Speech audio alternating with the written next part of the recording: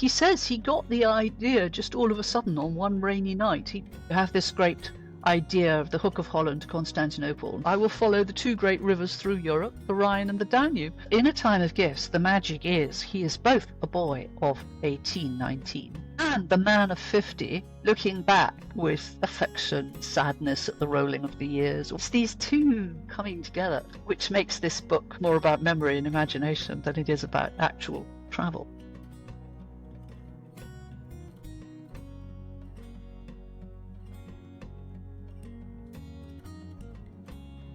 Welcome to the Interlocutor podcast. I'm Tyrel Cameron Eskelson. My guest today is Artemis Cooper.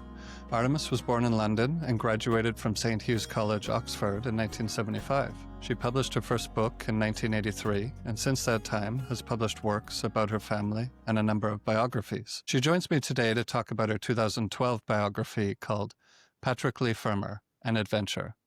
Artemis, thank you very much for joining me today. Well, it's a real pleasure. Thank you. I'd like to start by asking you about your relationship to books growing up. Well, books were always there. I grew up with them like I grew up with food and air. They were just around all the time. I always loved books. But at the same time, I remember every Christmas under the tree, there were all these rectangular presents done up in paper, and I knew every single one of them was going to be a book. And I did slightly resent that. I really wanted a Barbie doll. But I knew they were vulgar, so I never dared ask. I read in your biography that you went to Egypt after college. Could you share with me the circumstances that led to that opportunity, why you chose to go there, and what your experience was like there? It was completely wonderful. I didn't know what I wanted to do at that stage. And there was then a program, I don't know if it still exists, called Voluntary Service Overseas, where you can go and teach English or whatever, if you've only got an English degree, that's pretty much all you could do. And I taught for about a year at the University of Alexandria. And that sounds incredibly grand, which it was for somebody like me who basically had never, we had 3 weeks of how to teach English as a foreign language based on kindergarten experience and children of 5 to 8. So it didn't do me much good with teenagers. But anyway, a lot of them spoke perfectly good English already, and we had a very good time. And I loved Egypt. Alexandria was a very strange, magical place. I deliberately didn't read Lawrence Durrell until I came back, because otherwise I just knew I'd see the whole place through Durrell-tinted lenses. But I was, the head of the British Council was somebody called Paul Gotch, in whose tower in the garden, a lot of that book was written. So Alexandria, like many cities that you see when you're too young, grows on you with age. Did you have a chance to travel up the Nile at all? I did, yes. I traveled up the Nile, but not actually that far. I was going to join some friends, and then I missed the boat for some reason, so I didn't get very far. But I have traveled up the Nile since then, and got as far as Luxor and seen the great valleys and the pyramids and all the rest of that stuff. Funnily enough, I found the experience of Cairo, which I wrote about sort of much more, and that was actually the first book Paddy helped me with a great deal. And I love Cairo, and even when I was living in Alexandria, people would be constantly going backwards and forwards. Alexandria was considered rather sort of, fun, but sort of slightly parochial, like being in Brighton when you could be in London. But it was lovely. It was a fabulous experience. And you also spent some time in New Mexico. Was that right after Egypt? That was after Egypt. I'd met somebody, and we did the sort of hippie trail together, and then split up. He in New Mexico, and I stayed on for a bit there. That was amazing too. I loved it. I like deserts. Today we're going to talk about the life and work of Patrick Leigh Fermor. And before we get into his life, I'd like to ask you, before doing this biography, how often did you read travel literature? Was it a genre that you enjoyed reading? Yes, it was very much. I think I went through a phase where I was reading a lot of. I mean, as a child, I loved the stories of Rider Haggard, She and things like that, and King Solomon's Mines, and Rudyard Kipling, who I still think is a wonderful writer, even though he's now sort of dissed as totally colonialist and things. Um, and I read a lot of 19th century travel stuff because it seemed there was a Picador were doing wonderful editions of travel literature with beautiful coloured bindings, and so I bought a lot of those. And my father had always been interested, and so yes, I read Jonathan Rabin. I thought was wonderful. I loved Bruce Chatwin. I didn't enjoy uh, some of the people who Paddy thought were the greatest travel writers of all time. So I found Norman Douglas hard going. Hmm. He thought El Calabria was the greatest travel book ever, although I think it actually um, showed Paddy how a sort of Olympian way of digressing that wasn't necessarily healthy for him. uh, Um, and anyway, so that Freya Stark was another one, very much of the day. I know. But I loved Robert Byron. Now his books on the discovery of Byzantium and the station about Mount Athos. I Mhm. loved those. You mentioned Rudyard Kipling a moment ago when I was reading your biography of Patrick Leigh Fermor about how his father worked in India and how part of that early childhood reminded me slightly of Kipling's early childhood, how he was born in India and then was brought to England for his education. Was that quite common for people who worked somewhere out in the empire to send their children to England for Oh, it an was education? absolutely standard. Yeah. Absolutely standard. But remember, with Paddy, it was the other way around. So he was born in England. Mhm. And I think already his parents, I mean, he said, about his parents, what were they doing in each other's company? I mean, you could not imagine a worse pairing. It was doomed from the start. And I think by the time Paddy was born, they were pretty well living separate lives. Mhm. The father, Sir Lewis, well, he wasn't Sir then, Lewis Lee Fermor, sorry, Lewis Fermor, of course, it was the mother who put the Lee into Lee Fermor. I mean, she would never do with one name if two were there, and so she has Paddy in England, and then takes her daughter back to India and leaves Paddy in England as a baby, and so he is brought up in this sort of idyllic country world. And then when the marriage finally splits up and his mother Eileen moves back to England, he's brought to London, and that's the sort of Baa black sheep, as it were, horrible experience of going from the great idyll to the smoke. Paddy was quite a bright kid, but he had a lot of difficulty with formal education. Yeah, I think that was again part of his mother was very strange. I think she was one of those women who was incredibly intelligent and talented, but sort of born before her time. There was nothing very much she could do. There was no training, there was no opportunity, there was no nothing. So she wrote plays and she adored the theatre, and she was sometimes, I mean, she was a huge inspiration to him. Don't get me wrong. I think she introduced him to a lot of books and took him to a lot of theatres and things like that. But she did blow hot and cold.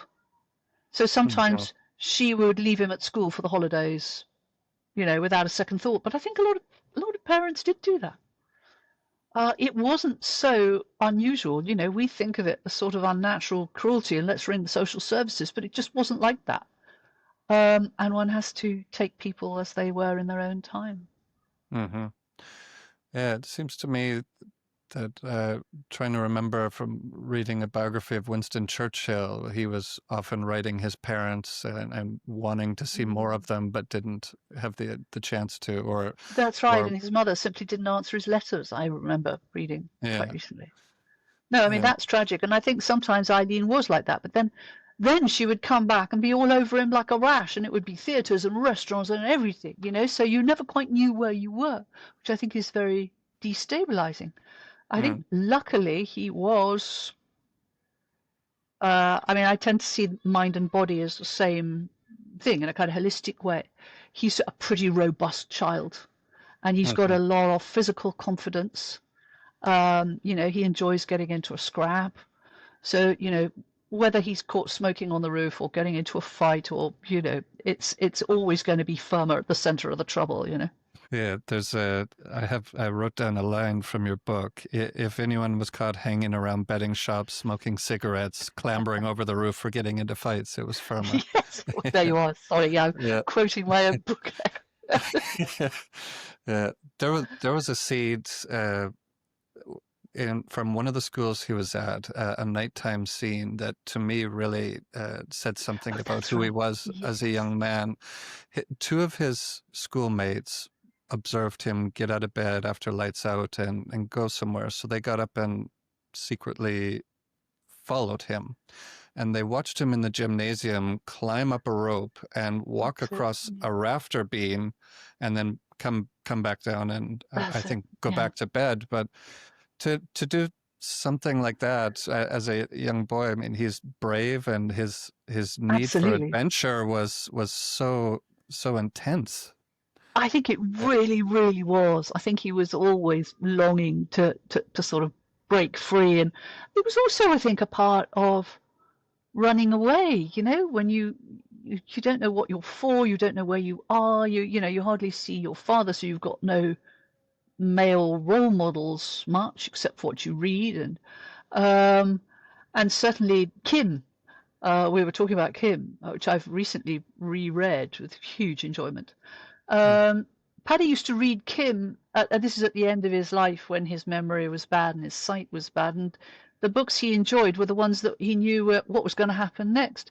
So he read Alice in Wonderland and Through the Looking Glass and Kim and Shakespeare kind of on a loop. But Kim, the idea of being born not quite knowing who you are, who is Kim? Who is Kim? It's a question he asks himself through the book. And he doesn't know whether he doesn't even know that he was the child of white parents or possibly mixed parents until he's much older, until he's about 12 or 13, and this he's just got this amulet, and then he discovers, and he's faced with this reality of who am I? Am I East or am I West? And I think a lot of that deracination, not quite so in such a sort of literary format, was inside Paddy, that feeling of not knowing, of no boundaries. This feeling stays with him throughout his childhood and into his teen years. And at the age of 18, he's feeling restless and also not sure what direction to go in next, and comes up with this idea to travel across Europe. Do you know how he came up with this? I think the idea was, on the one hand, he's got the stick of his father in India saying, what are you going to do? You know, why aren't you thinking about the law or chartered accountancy or even the army? And I think Paddy just didn't want any more. The army sort of appealed, but he didn't really want any more kind of institutionalization. He says he got the idea just all of a sudden on one rainy night. He hadn't even properly finished school because, of course, he was thrown out of the King's School, Canterbury, for that's right, holding hands with the greengrocer's daughter, which was obviously a capital offence in those days. Having got thrown out, he just about managed to pass the sort of basic school certificate, I think it was called. But, you know, he had nothing with which to go to university or anything like that. And so he just one night thought, well, I will go. I will follow the two great rivers through Europe, the Rhine and the Danube. And his mother was all in favour. I think she realised that he was never going to make a very good lawyer or a chartered accountant, and she sort of gave her blessing, and so he sets off in the sort of incredibly impulsive Paddy way in the middle of December, which is not an ideal time to embark on a journey like that.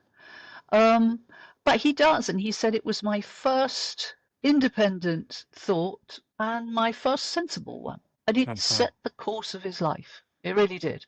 Yeah, I think when I first read A Time of Gifts years ago, and he sets off and starts to feel this experience and the exhilaration that goes with it, I was hooked on this book and absolutely The joy loved just it. pours out of that book. It's amazing. And yet it's extraordinary because it's actually a feat of memory and imagination, because the notebooks, all except for one, were lost.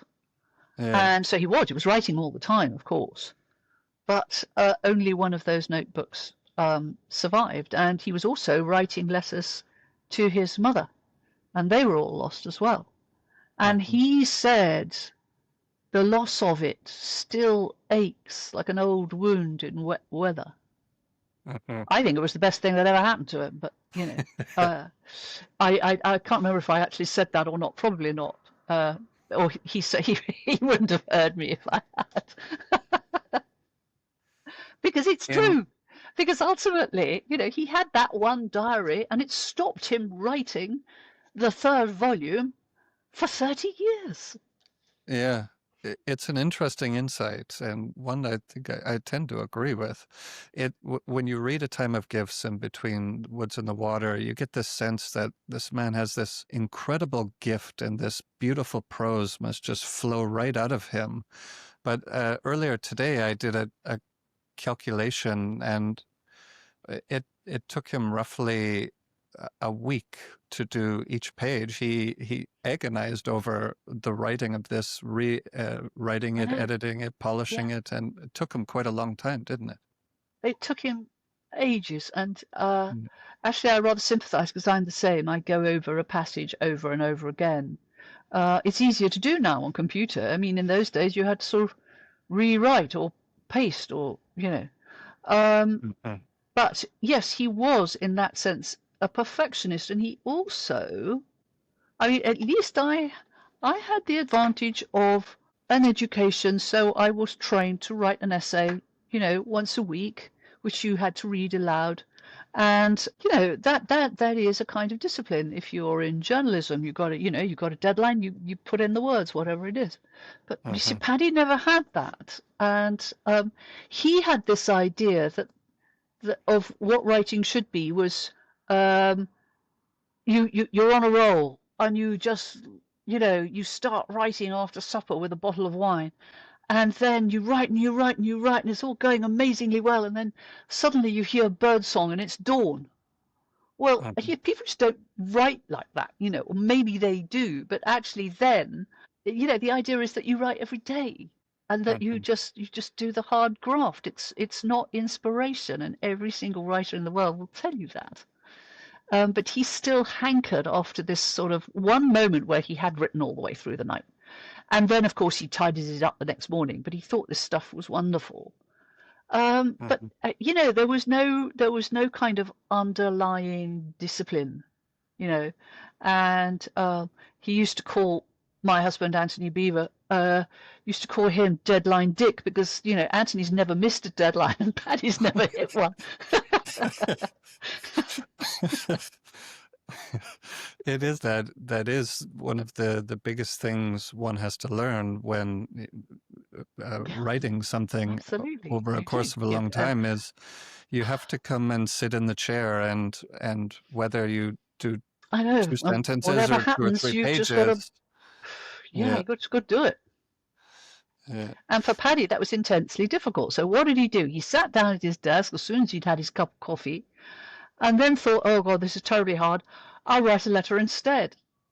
And so this is why there's, you know, fabulous correspondence. And of course, letters were much more a part of people's lives. But he never used to do them after a day's work, or, you know, at some other time, he did them in work time, as well as, all the other things he did, like make lists of hats and stars and anything else. This incredible acrobatics that were always going on in his head. Read, he did everything in work time, I think.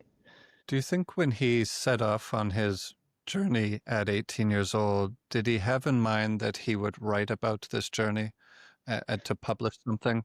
Yeah. Yes, no, he definitely had the idea that because this was supposed to give him something to write about. Mm-hmm. But of course, he was 18 or 19, and this is where the whole bit in Constantinople, he gets to Constantinople and realizes he's the same person who left London. Mm-hmm. And for all these experiences, he still doesn't have a job. His allowance is going to run out, after when he I think it goes on till he's 21. So he's got to find something. And because his father totally disapproves, well, not entirely disapproves, but says, whatever you do, I'm going to give you this allowance of £4 a month until you are 21. Then it stops. Then you're on your own. So he's got to find something.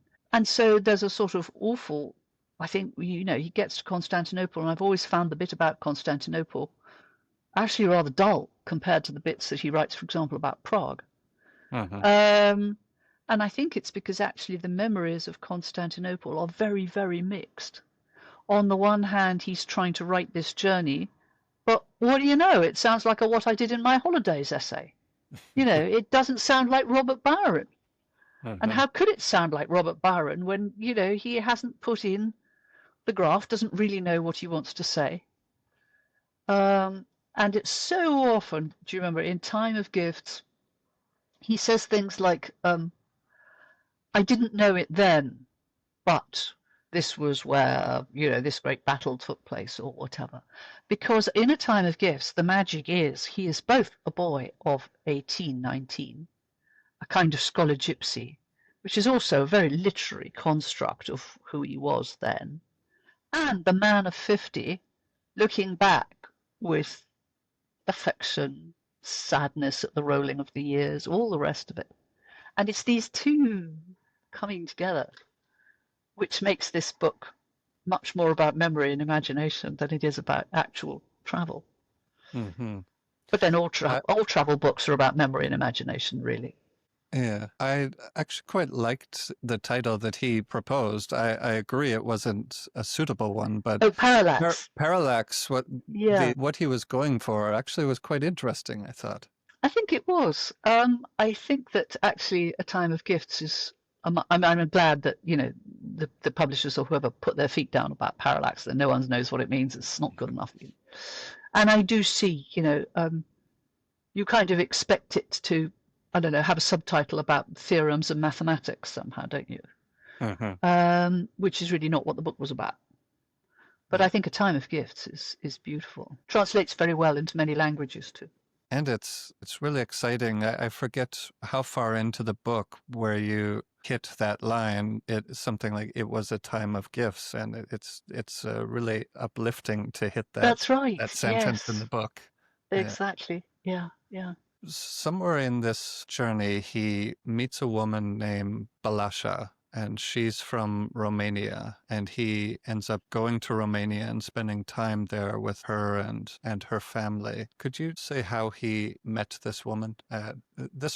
Was this the first great love of his life? This was the first great love of his life, and he was. I think if you'd met him then, you'd have seen this sort of someone who was pretty pleased with himself, really. And he'd done all this traveling, and he'd been with the Vlachs up in northern Epirus, and he'd been on Mount Athos, and he'd done a whole lot of stuff.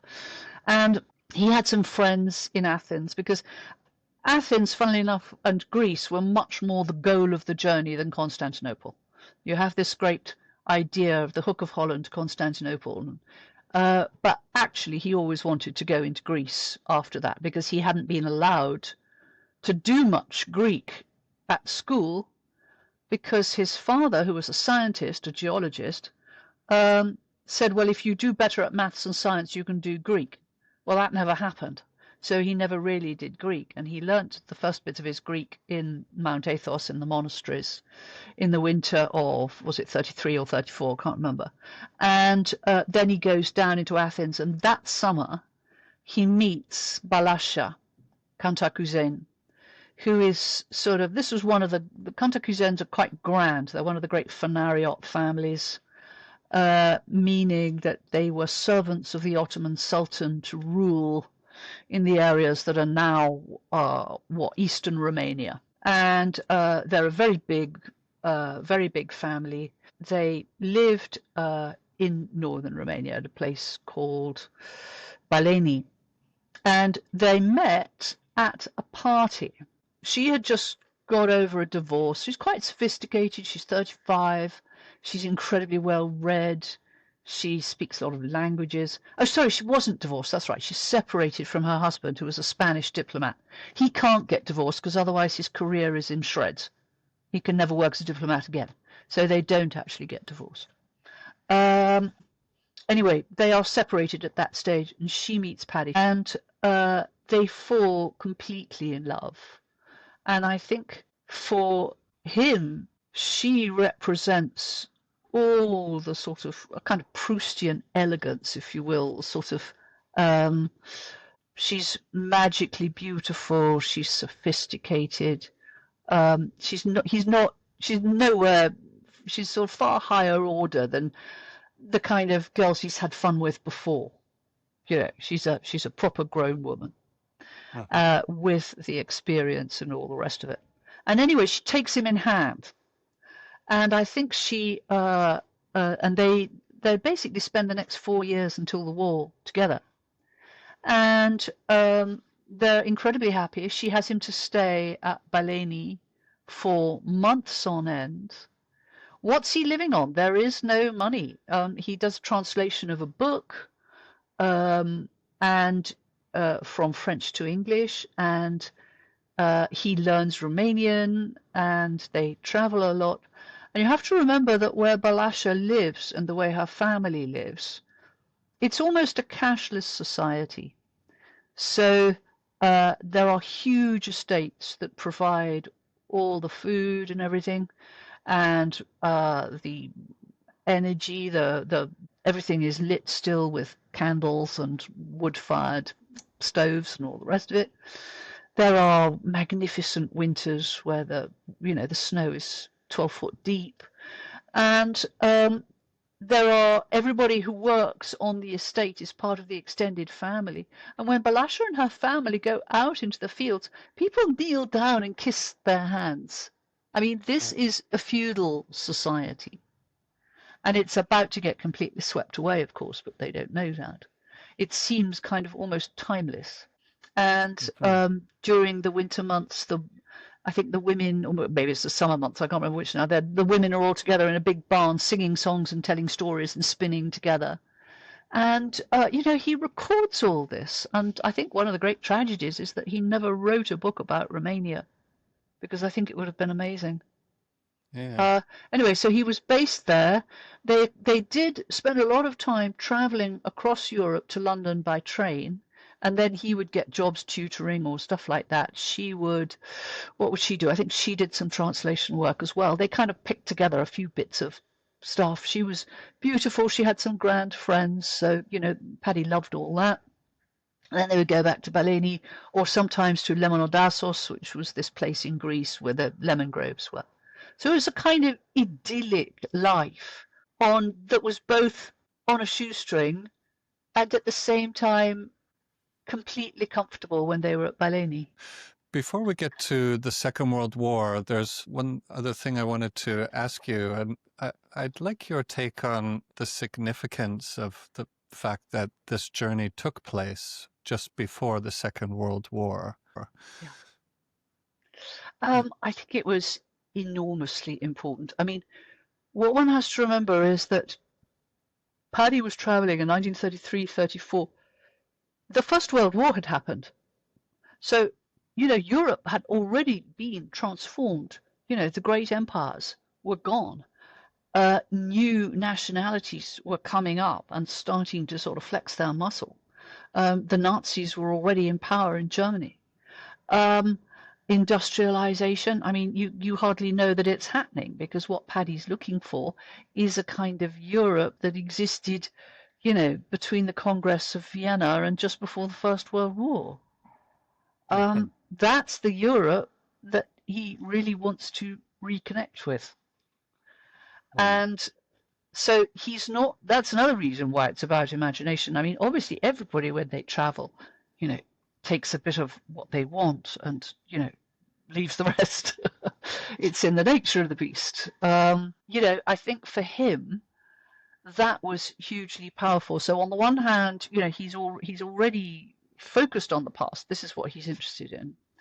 And its beauties, and the way that the seasons, people worked around the seasons, and it all seemed incredibly wonderful and romantic, and more interesting than Nazis and industrialization and the Rhine. I mean, a lot of the Rhine Valley he must have gone through is just solid industrialization, but you don't see that. You only see the castles in the middle, and so that was one thing. Then those 4 years with Balasha between the wars, they're going back across that Europe.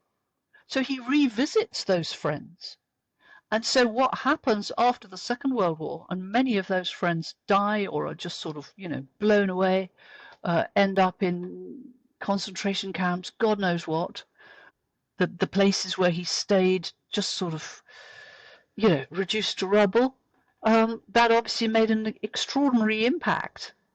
And at the same time, those books were written after the Second World War. So all of that, everything has changed. And he's trying to reconnect with what was lost. So I think that is enormously important. And then, with all the trouble about doing the third volume, he goes back to Bulgaria.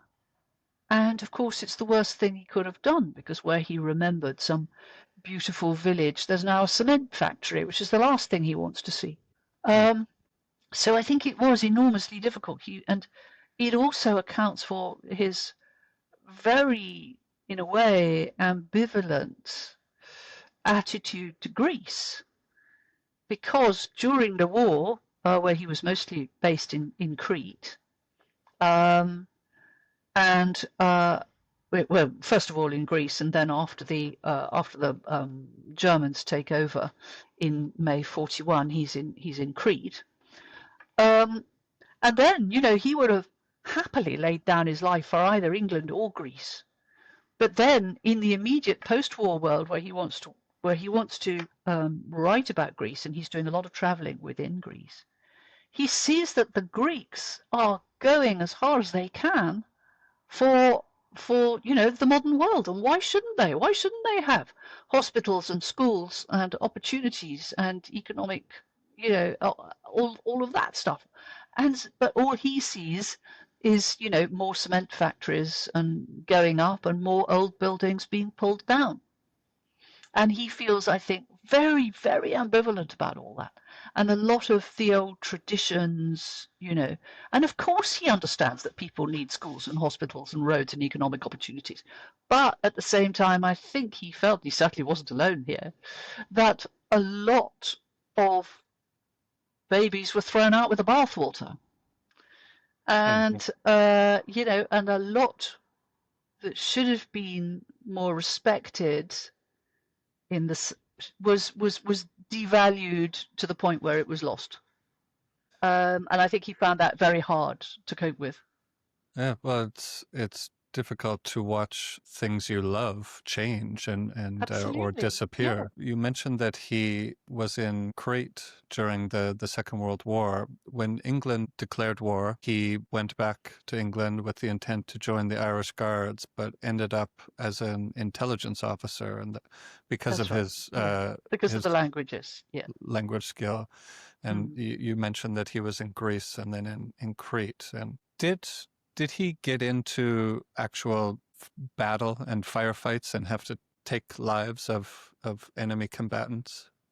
No, I think he was always, if you're in intelligence, you tend to be kept apart from that. I mean, just in the natural, you're in liaison, I think he was certainly in battle, with bombs and bullets and stuff.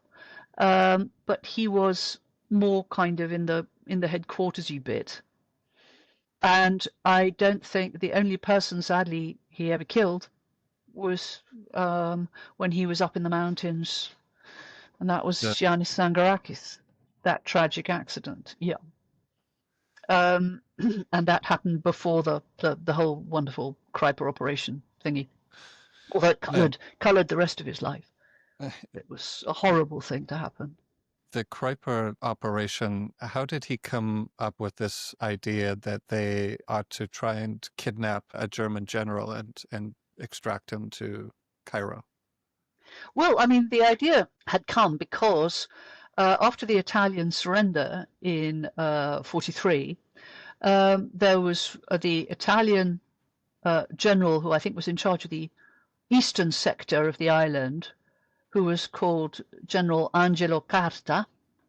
He got in touch with the with Paddy, with the SOE, Special Operations Executive, for whom Paddy worked, and got in touch with him and said, listen, I don't want to be a prisoner of war of the Germans. I don't want to do this. I want to go and rejoin the fight. Will you take me? Will you take me out? And it would require Cretans, it would require intelligence, it would require a launch to take the general to Egypt. And so, and Carter, I think, in return, had a number of valuable, interesting papers, about German deployments in the area, etc. So, fine, okay, so they organise that, and the general is taken off the island by night and put on a launch, and Paddy has accompanied the general onto the launch, and it's all gone absolutely perfectly.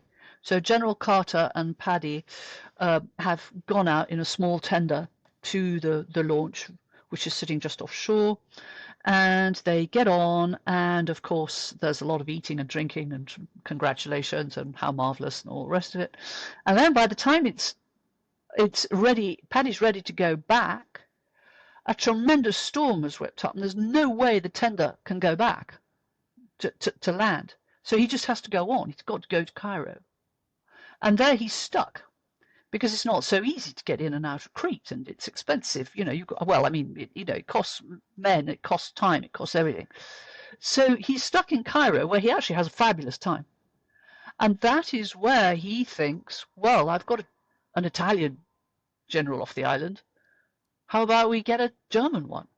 And how about we get the nastiest one of the lot, who is General Brouwer, who is responsible for the most appalling atrocities in the central sector of Crete. Let's kind of try and get him. So he pitches that idea to SOE in Cairo, and it is approved. And that approval is, I think, itself fairly, controversial. We're 1944 by now, by the time it's going to happen. We're pretty sure that, the Germans have lost. There is really no real point for this. But anyway, there is one point, which is that the Cretans had been always mustard keen to fight the Germans while their island was occupied, just as they had constantly fought the Turks when the Turks occupied. And they had been, as it were, because SOE felt sort of responsible. On the one hand, they had to be arming the Cretans.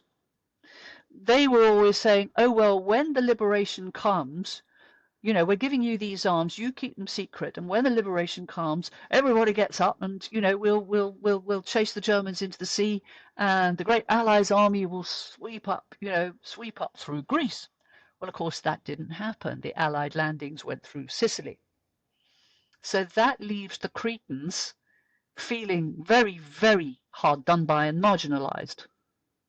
And so this operation to kidnap General Brouwer and bring him back, especially as he was the nastiest one of the lot, would actually be a terrific flip to morale for the Cretans. So that's why I think it was given the go-ahead. Fine. So The operation is given the go-ahead, and it's now February 1944, and Paddy is the team, which includes 3 or 4 Cretan Andartes, that's their name for partisans. So they are they have actually been trained by the British Army. They are, I think, technically part of the His Majesty's Hellenic forces. But as far as the Germans are concerned, they're partisans and traitors, and can be shot. So it's a very difficult situation, because if you rise up against the occupying forces, the Germans think that entitles them to shoot you. Mm-hmm. It's really risky, and they can get your family and everything else too. So anyway, there's Paddy goes back with a number of Cretans and Billy Moss, who is going to be his second in command, and they go over the landing area, and Paddy's the first to drop as head of the mission. He sees the 3 points of light on the ground, jumps out, parachute opens, he's landed fine, signal up with his torch, I'm okay, and at that moment a huge storm blows up, and there is no way that the rest of the team can be dropped. They were going to drop in stick formation, one after another, and it's simply not going to happen. There's too much wind. They're landing in a very sort of narrow little bowl in the mountains. So fine, the plane has to return to Bari, and Paddy is left. They can't get back. They can't fly the rest of the team in for 7 weeks, which seems a long time, but that's it. Winters are pretty harsh, and in those 7 weeks, General Brouwer is moved to not Heraklion. He's moved to Chania, the westernmost capital of the island, which is the German stronghold. There is no way they're going to be able to take him from there. He had been in the central sector. Now he's in the stronghold. And so what are they going to do? Are we going to abort the mission? And Cairo decides, no, we're not going to abort the mission. We'll just take whoever's come in to replace him. One German general's as good as another. We'll do that. We'll do the next one. So the next one is called General Heinrich Kruiper, and he's just come from the Eastern Front. This is supposed to be a bit of sort of R&R because the central sector's quite quiet. And he's based at the Villa Ariadne at Knossos. And so they decide they'll take him. And he's barely got his feet under the desk before he's kidnapped. And the operation goes tolerably smoothly, not entirely smoothly, but it does. Eventually they get him off the island after about 17 days going across the mountains. And they get him away to Cairo. And the most famous bit, and I think the bit that really meant the most to Paddy, was the bit when he and the general, who, of course, Paddy's German is very good. He's gone across Germany and he had studied German. So he and the general are in some freezing cave and they're watching the dawn come up over Mount Ida. And the general starts to quote an ode of Horace, I think it's number 9, which says, "See how Soracte's mighty peaks are covered in snow and the dawn rise." And he goes for 2 lines and then stops, and Paddy continues the rest of the ode, and in Latin. And the general turns to him and says, "Ach so, Herr Major." And for Paddy, this was a connection to people who valued the classics, who valued the past, who knew about those ancient literary traditions, had made that connection over this insane war, and that still held. And for him, this was absolutely a kind of key moment that made everything, that whole thing was worthwhile in a way. And he and the general became great friends, although very often they were apart, because the way it worked is that you've got a group of Cretans. Nothing could have been this operation, by the way, could not have happened without Cretan guides, Cretan people giving them food. I mean, it is absolutely, if it wasn't for the Cretans, there is no way this could have happened.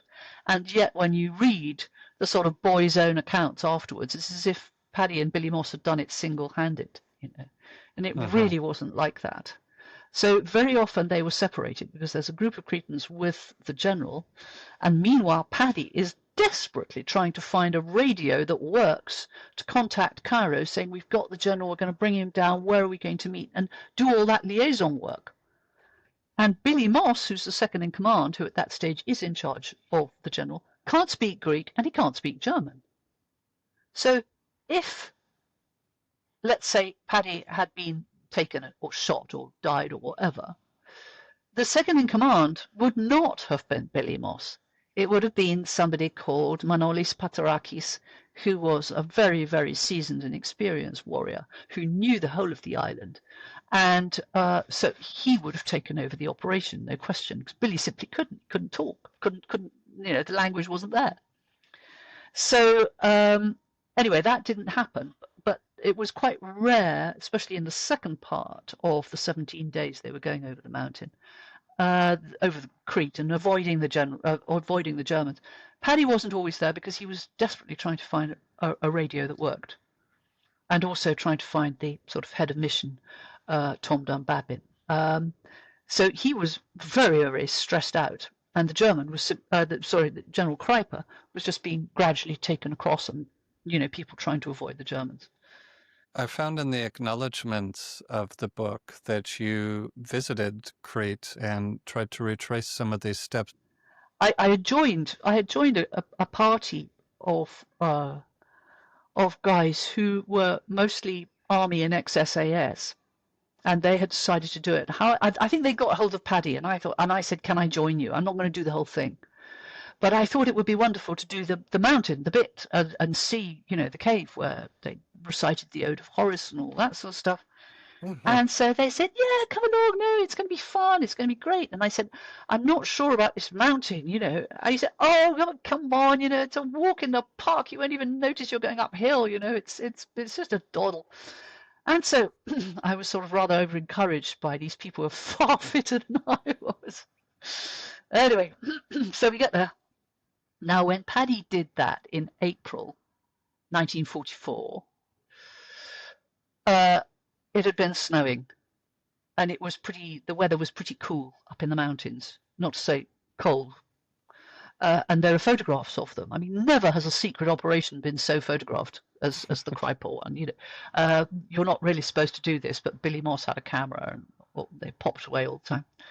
And you can see them walking through the snow. Well, the day that we had to do it, it was 30 degrees. And I really am not much good in the heat at the best of times.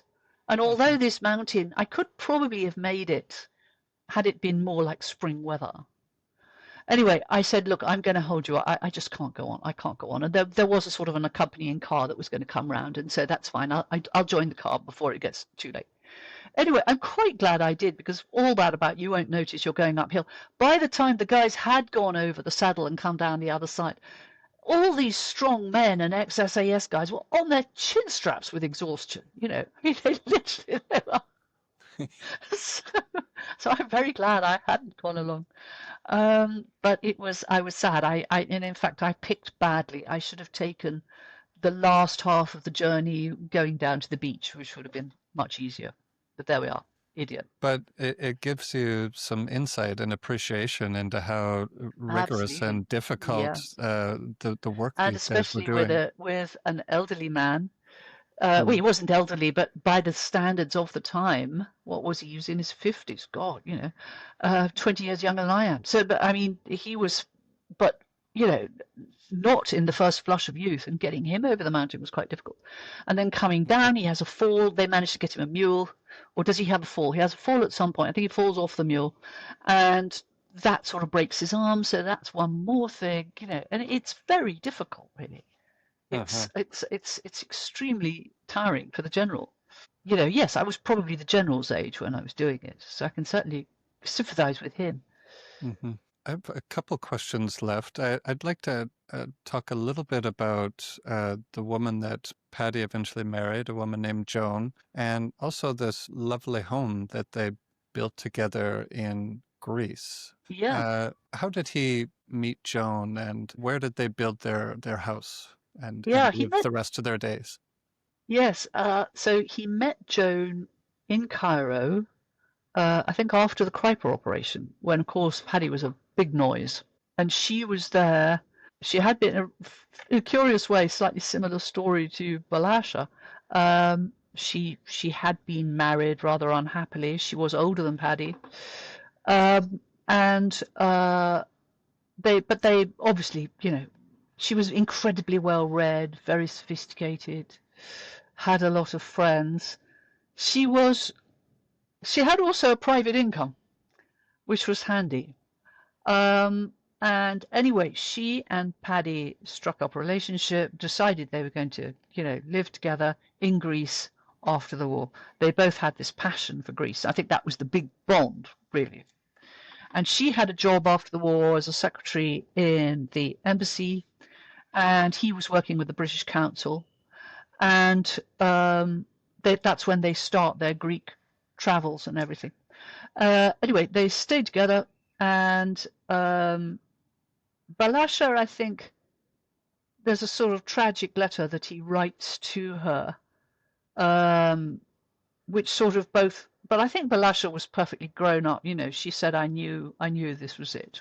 When she left, she says there's a wonderful letter that she writes where she says, "When I heard the news on the radio that the war had begun, I knew you were going to join up, and I knew that our days were over." She doesn't quite say that, but it's obviously what she means.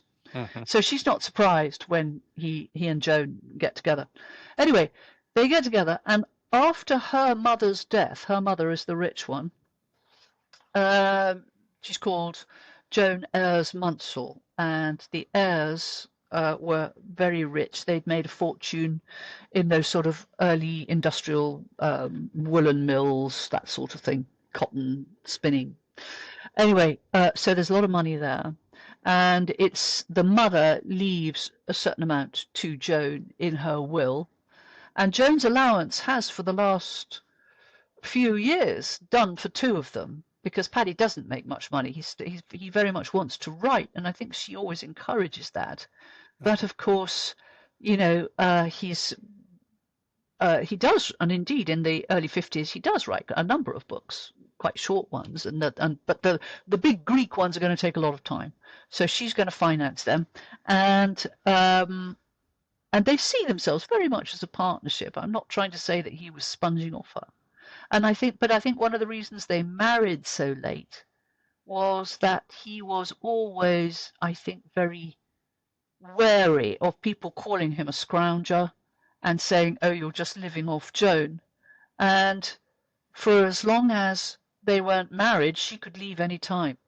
She was free. They were an item, but they weren't married. And so she could just, if she got bored of him, she could just go off. But they did stay together, and in the early 60s, they'd been looking for a place, and they'd found this extraordinary little property on the edge of the Mani. And the Mani is the middlemost prong of the three prongs that stick down into the Mediterranean. And the Mani Cardamili would be about there. And the Mani is the wildest and most remote place in Greece, really. I mean, I went round there to do a tour in 2013, a little bus with a group of people. And the bus driver said, "I've been driving tourist buses all my life. I have never been to this part of Greece." So it is still, not as remote as it was by any means, but still kind of quite remote by the rest of Greece standards. And so it was very, very, very remote in 1963. And the house they built, there was no electricity, so it was built completely in the traditional way, which is that you get some sticks of dynamite and you lob them at the mountainside, and everybody runs off with their hands over their ear, and and all the rocks come down. And then you dress the stone and put it on the backs of donkeys and take it down the hill and start building a house. That's basically it. Mhm. And then, so it is built with sort of biblical, apart from the dynamite, biblical tools going down on the backs of donkeys down a tiny little track. I mean, there was no road there at all. And they build this wonderful house. They've got a fabulous architect who's very good on the sort of Greek vernacular architecture. He's a specialist of, and his name was Nikos Hadjimichalis. But he lives in Athens. He's got a young family. He's got a practice. I mean, it took 8 hours in those days to get by car with extreme difficulty, to Kardamili. He's not going to be there very often. So basically, it was up to the master mason and Paddy to make all the decisions as and when they arose. So that's why I think Paddy has a certain justification in saying that, he was the architect, as well as Haji Michalis, because Haji Michalis simply wasn't there for the kind of day-to-day problems that arise. But the house is incredibly beautiful. And then he said to the master mason, whose name was Kolokotronis, he said, "Can you do me some arches?" And the mason said, "Yeah, I think I can do that. Have you got oleanders?"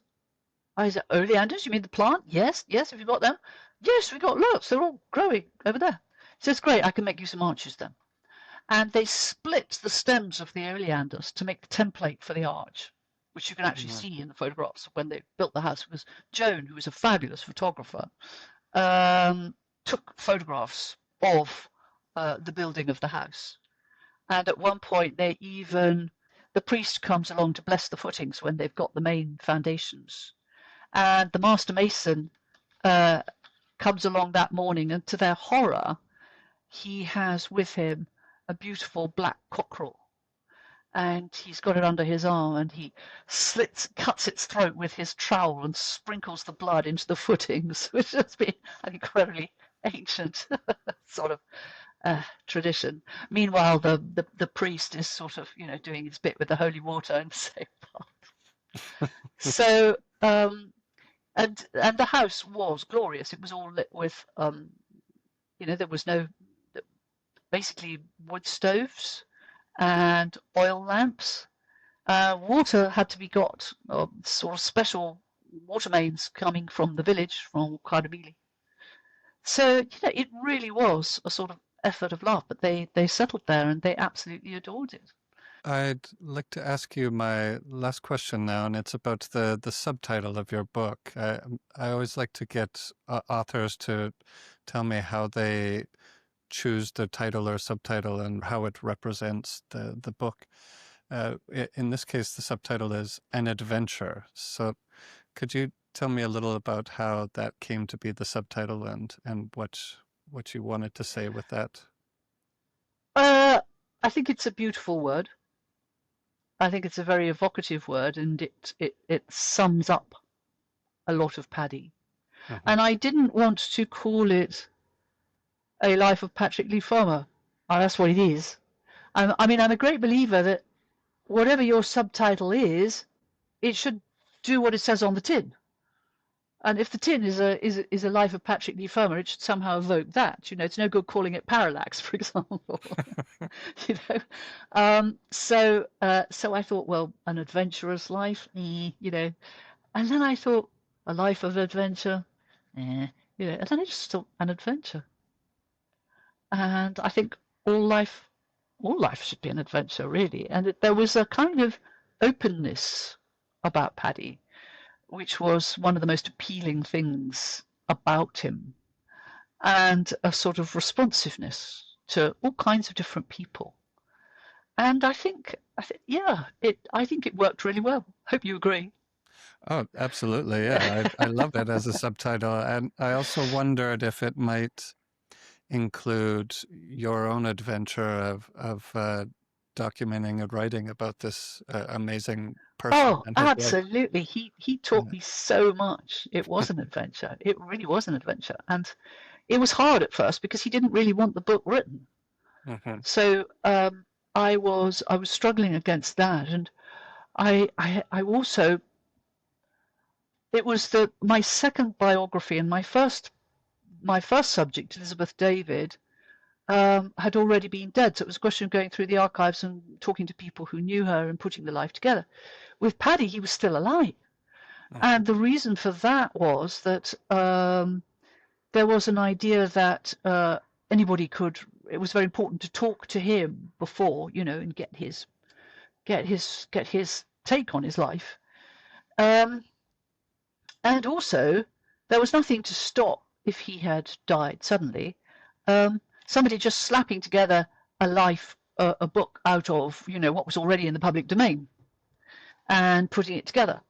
So Paddy's publisher was very keen that somebody should do it. And so for various reasons, it fell to me, which I think worked very well, because as a woman, I was not so threatening in a way.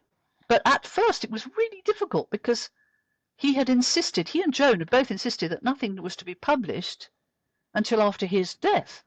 Mm-hmm. So I am his mortality. So sometimes, when I said, I felt sort of like I was, in a long black cloak with a scythe saying, do tell me about your childhood, you feel slightly grim. We had to get over that, but we did get over that. And then sometimes he used to just sort of, but there was I was getting nowhere. I was getting nowhere for years. He would evade me. He would just sort of, it was as if I was a journalist and he didn't trust me.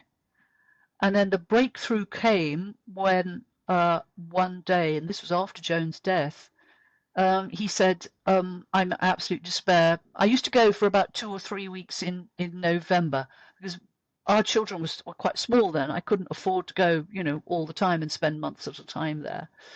And he said, I can't think, I can't write, I can't do anything because my desk is such a mess and my room is such a mess. And he's not a tidy bunny, just everything is everywhere. And I said, sort of quite innocently, well, Paddy, would you like me to help you tidy up? Said, oh, darling, would you really? How very kind. So he would sit at his desk and I would sit at a table, and his room was quite big. It's the study. By the way, this wonderful house, you can now go and stay there. It belongs to Aria Hotels for 3 months of the year. And if you look at the picture of the study, you'll see exactly. It looks much tidier now. But at those days, there were books everywhere. There were sort of trenches through the books on the floor, that you had to navigate your way through. And you couldn't see over the desk for all the papers, and there was papers everywhere and folders everywhere. Anyway, so I left, I tidied up, and it was brilliant because, I could sort of pick up a letter and say, gosh, I didn't know you knew Tyrel Cameron Eskelson, that's interesting. How did that happen? And we got into it sort of at a tangent, and then he would start talking. And it was brilliant because then I wasn't doing a kind of face-to-face interview. Yeah. And so things got much more organic after that. And he started to sort of tell me, and I said, well, how about this? And how did so-and-so know so-and-so? And it was all it grew in that way. And then by the time I left, the room was all tidy. And I had shown him, I'd made him a map of where everything was. And he said, thank you, that's absolutely wonderful. And I thought, well, what am I going to do? Because now it's tidy, I'm finished. But luckily, by the time I came back next year, it was as bad as ever. So I started again. So it was, I was able to do that for a number of years, kind of gradually tidy up. And then he would untidy for 9 months, and then I would tidy again. But actually, it proved to be a very, very good way of getting him to talk in a way that wasn't a formal interview. Mm-hmm. I really appreciate the opportunity to talk with you today and want to No, thank it's you been for great your fun. Thank you. time to join me. Yeah, I had a great time and really enjoyed Good. reading the biography as well. So thank you very Oh, much. good. Good. Yeah. Excellent. More adventures. Yeah.